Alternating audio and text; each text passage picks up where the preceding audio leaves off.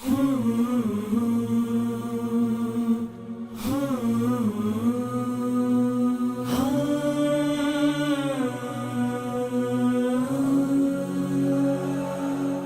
اللہ الرحمن الرحیم۔ ناظرین السلام علیکم، میں ہوں آپ کا میزبان ذیشان علی۔ اسلام سے پہلے کی تاریخ کو اگر غور سے پڑھا جائے تو یہ بات اچھی طرح معلوم ہو جاتی ہے کہ اس وقت عالم انسانیت مختلف قسم کی معاشرتی و اخلاقی بیماریوں سے دوچار تھا۔ تعلیم و تربیت کا فقدان تھا، ظلمت و جہالت عروج پر تھی، غربت و افلاس نے ڈیرے ڈال رکھے تھے۔ ایسے میں ظالمانہ و جاہلانہ رسومات کا جنم لینا ایک ظاہری بات ہے۔ ایسے ہی جاہلانہ رسومات میں سے ایک نازیبہ رسم بعض قبیلوں میں بیٹی کو زندہ درگور کرنے کی بھی تھی۔ اس رسم کی بنیاد بیجا غیرت پر مبنی تھی کہ کل کسی کی بیٹی کسی کو دینا نہ پڑے، کسی کے سامنے ہماری نظریں جھک نہ سکیں۔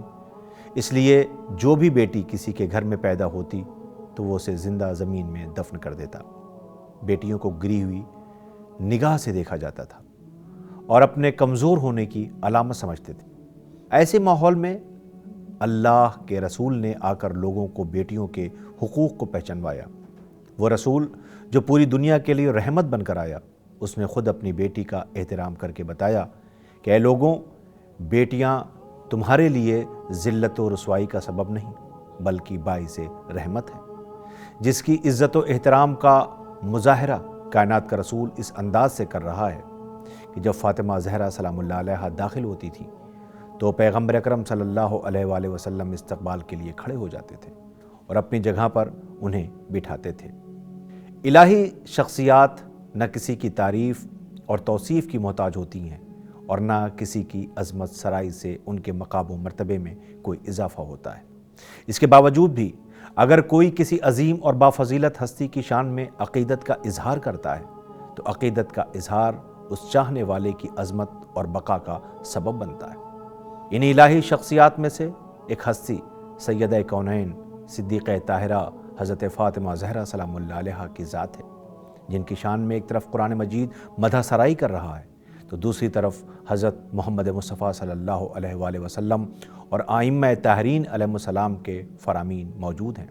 اسی طرح مفکرین عالم بھی مدح، عظمت اور سیدہ فاطمہ زہرا میں اپنی عقیدت کے پھول نچھاور کرتے نظر آ رہے ہیں۔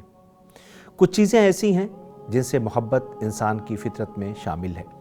انہی چیزوں میں سے کمال اور احسان بھی ہے، اور صاحب کمال اور محسن سے محبت ان کے کمال اور احسان کی وجہ سے ہوتی ہے۔ احسان کبھی ذات، فرد پر اور کبھی پورے معاشرے پر کیا جاتا ہے۔ معاشرے پر احسان سے مراد سماجی، معاشرتی، سیاسی، علمی اور دینی خدمات ہوتی ہیں، اور ان خدمات کی وجہ سے لوگ انہیں پسند کرنا شروع کر دیتے ہیں۔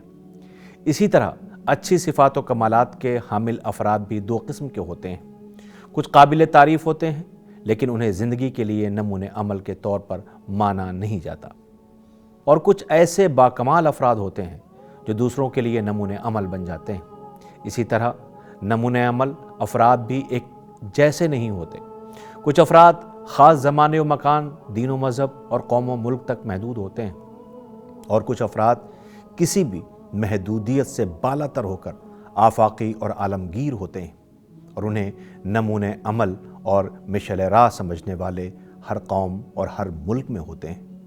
انہی آفاقی اور عالمگیر شخصیات میں سے ایک شخصیت بنت رسول جناب فاطمہ زہرا سلام اللہ علیہا کی ذات بابرکت ہے، جن کی شان میں خداوند کریم نے قرآن مجید میں جگہ جگہ قصیدہ پڑھا ہے۔ ایک جگہ پر فرماتا ہے، بے شک ہم نے آپ کو کوثر عطا کیا۔ دوسری جگہ پر اس انداز میں گفتگو کی ہے کہ پیغمبر، علم آ جانے کے بعد جو لوگ تم سے کٹ حجتی کریں ان سے کہہ دیجئے کہ آؤ ہم لوگ اپنے اپنے فرزند، اپنی اپنی عورتیں اور اپنے اپنے نفسوں کو بلائیں اور پھر خدا کی بارگاہ میں دعا کریں اور جھوٹوں پر خدا کی لعنت قرار دیں۔ تمام مورخین کا اس بات پر اتفاق ہے کہ اس آیت میں عورت سے مراد جناب فاطمہ زہرا سلام اللہ علیہا ہیں۔ آپ کا نام فاطمہ، لقب زہرا، صدیقہ، طاہرہ، زکیہ، راضیہ، مرضیہ، سیدۃ النساء العالمین وغیرہ ہیں۔ آپ کی مشہور کنیت ام الائمہ، ام الحسنین، ام ابیہا وغیرہ ہیں۔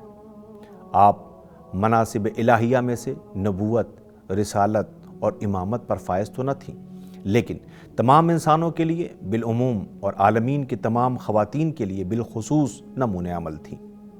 آپ کی حیات طیبہ اگرچہ مختصر تھی، لیکن اپنی ولادت سے لے کر شہادت تک کا ہر لمحہ، ہر قول و فعل باعث ہدایت ہے۔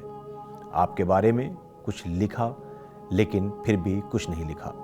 حضرت فاطمہ زہرا سلام اللہ علیہا کی شان اور عظمت میں جہاں قرآن مجید کی بہت سی آیات موجود ہیں، وہیں حضرت محمد مصطفیٰ صلی اللہ علیہ وآلہ وسلم کی حدیثیں بھی ملتی ہیں۔ آپ فرماتے ہیں فاطمہ میرے جگر کا ٹکڑا ہے، کبھی فرماتے ہیں فاطمہ میری آنکھوں کی ٹھنڈک ہے، کبھی کہتے ہیں کہ فاطمہ میرا دل ہے، کبھی دل کا قرار، کبھی فرماتے ہیں فاطمہ اپنے باپ کی ماں، کبھی فرماتے ہیں فاطمہ خواتین عالم کی سردار ہیں، اور کبھی فرماتے ہیں فاطمہ کی خوشنودی میری خوشنودی اور فاطمہ کی ناراضگی میری ناراضگی۔ جس نے فاطمہ زہرا کو خوش رکھا اس نے مجھے خوش کیا، اور جس نے فاطمہ کو ناراض کیا اس نے مجھے ناراض کیا۔ تاریخ نسواں کا مطالعہ اور مشاہدہ بتاتا ہے کہ نسب کی بنیاد پر شاہان وقت، حکمران اور دیگر امیر گھرانوں سے تعلق رکھنے والی خواتین عموماً ایسے کاموں کو انجام نہیں دیتی جنہیں عام طور پر معاشرے کی باقی خواتین انجام دیتی ہیں۔ لیکن کیا شان ہے خیر النساء العالمین کی کہ کائنات کی سب سے زیادہ باشرف اور باعظمت خاتون ہونے کے باوجود کبھی بھی نسبی عظمت اور شرافت پر اکتفا نہیں کیا، بلکہ ہر نیک عمل کو اچھے طریقے سے انجام دیا اور خواتین عالم کے لیے نمونہ عمل قرار پائی۔ آپ کی سیرت ان تمام خواتین عالم کو دعوت فکر دیتی ہے جو دوسروں کے کمالات اور نسبی شرافت اور عظمت پر اکتفا کرتے ہوئے نیک کاموں کی انجام دہی سے کتراتی ہیں۔ حضرت فاطمہ زہرا سلام اللہ علیہا کائنات کی عظیم ہستیوں حضرت محمد مصطفیٰ صلی اللہ علیہ وآلہ وسلم کی بیٹی، حضرت علی علیہ السلام کی ہمسر اور جناب حسنین علیہ السلام کی مادر گرامی ہیں۔ پیغمبر اکرم صلی اللہ علیہ وآلہ وسلم نے آپ کی خوشنودی کو اللہ کی خوشنودی اور آپ کی ناراضگی کو اللہ کی ناراضگی قرار دے دیا ہے۔ آپ کی حیات مبارک عبادت، سخاوت، شرافت، شجاعت، اطاعت، جد و جہد، زہد و تقوی اور جہاد سے پر ہے۔ آپ نے اپنی مختصر اور با مقصد زندگی نبوت و رسالت اور امامت کے دفاع میں گزاری۔ آپ کی زندگی کو جس شخص نے بھی جس رخ سے دیکھا اسے اس میں کمال نظر آیا۔ آپ نے راہ الہی میں سب کچھ قربان کر دیا اور اللہ کی خوشنودی کو ہر چیز پر ترجیح دی۔ آپ نبی، رسول یا امام تو نہ تھیں، لیکن آپ میں وہ تمام صفات موجود تھے جو کسی بھی الہی شخصیت میں موجود ہونے چاہیے۔ آپ جہاں حضرت محمد مصطفیٰ صلی اللہ علیہ وآلہ وسلم کی آنکھوں کی ٹھنڈک تھیں، وہیں تمام خواتین کے لیے نمونہ عمل اور عالمین کی خواتین کی سردار تھیں۔ وہ فاطمہ جن کی تعظیم کو پیغمبر اکرم کھڑے ہو جاتے تھے، رسول کے جانے کے بعد اہل زمانہ کا رخ ان کی طرف سے پھر گیا، ان پر طرح طرح کے ظلم ہونے لگے۔ حضرت علی بن ابی طالب علیہ السلام کی خلافت چھین لی گئی، جبر و تشدد سے کام لیا جانے لگا۔ انتہا یہ ہوئی کہ سیدہ عالم کے گھر پر لکڑیاں جمع کر دی گئیں اور آگ لگائی جانے لگی، اور ہر ایک کی زبان پر بس ایک فقرہ جاری تھا، کاش یہ دن دیکھنے سے پہلے ہم دار بقا کی طرف روانہ ہو جاتے، کیونکہ فاطمہ کی مصیبت ہمارے دلوں کو پارا پارا کر رہی ہے اور ہماری آنکھوں کو خون کے آنسو رلا رہی ہے۔ یہ ایسی مصیبت تھی کہ فاطمہ اس مصیبت سے روز بروز لاغر و ناتواں ہوتی جا رہی تھی اور ہر دن مصیبت میں گزار رہی تھی۔ آپ کا اٹھنا بیٹھنا دشوار ہو گیا تھا۔ آپ صرف 18 سال کی عمر میں عصا کا سہارا لے کر اٹھتی بیٹھتی تھی اور برابر چشم مبارک سے آنسوؤں کا سیلاب جاری ہوتا اور ڈبڈبائی ہوئی بھری ہوئی آنکھوں سے کہہ رہی تھی، ہائے بابا، آپ کی جدائی فاطمہ کو ایسا ضعیف و ناتواں کر دیا کہ طاقت بالکل جاتی رہی، اور آپ کے بعد اس ناتوانی کا کوئی حامی و مددگار باقی نہ رہا۔ اے بابا، آپ کے بعد مجھ پر وہ مصیبتیں پڑیں کہ اگر دنوں پر پڑتی تو وہ کالی رات میں تبدیل ہو جاتے۔ اسی غم میں شہزادی عالمیان 3 جمادی الثانی کو اس دنیا سے رخصت ہو گئی۔ حضرت فاطمہ زہرا سلام اللہ علیہا کی وصیت کے مطابق آپ کا جنازہ رات کی تاریکی میں اٹھایا گیا۔ امیر المومنین علی بن ابی طالب علیہ السلام نے تجہیز و تکفین کا انتظام کیا۔ صرف بنی ہاشم، سلمان فارسی، مقداد، عمار جیسے مخلص و وفادار اصحاب کے ساتھ نماز جنازہ پڑھا کر دفن کر دیا گیا۔